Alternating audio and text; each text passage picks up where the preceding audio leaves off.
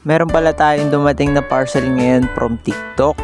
Open na natin siya. Tingnan natin kung ano to. Ito nga pala yung nauuso sa TikTok ngayon, na grass head doll. Nabudol nga ako nito kasi nga ang cute niya kapag tumubo na yung grass. Parang legit na buhok niya. Cute niya kaya nga nabudol ako nito. Ikaw, magpabudol ka na rin. Click the yellow basket. Tara, buksan na natin. Pagbungad nga na ito ang unang bubungad sa atin. Yung round head doll. At saka meron siyang kasama ng plate o tray na paglalagyan sa kanya.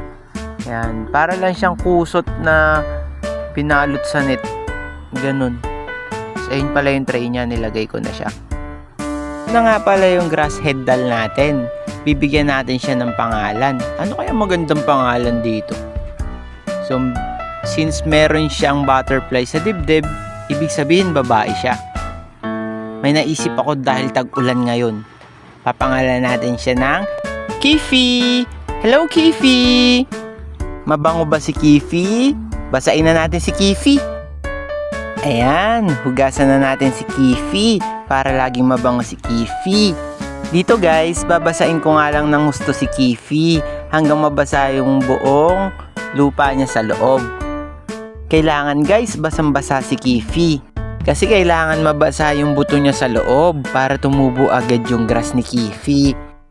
Ayan, nilalaro ko nga si Kifi sa tubig para mabasa siya kaagad. Kaso hindi pala siya basta-basta nababasa, kaya nilublob ko siyang mabuti sa tubig.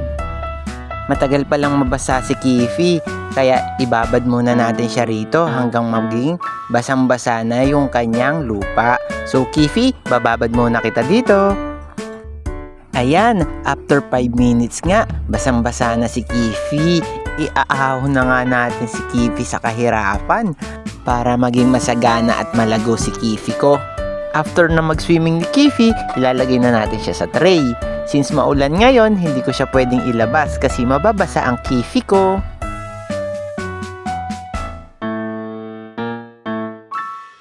So Kifi, dito muna kita ilalagay. Lalabas na lang kita kapag maaraw na o gagamitin kita kapag kailangan ko.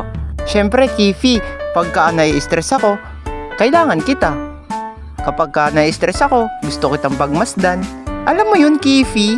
Pali Kifi, ikaw ang stress reliever ko.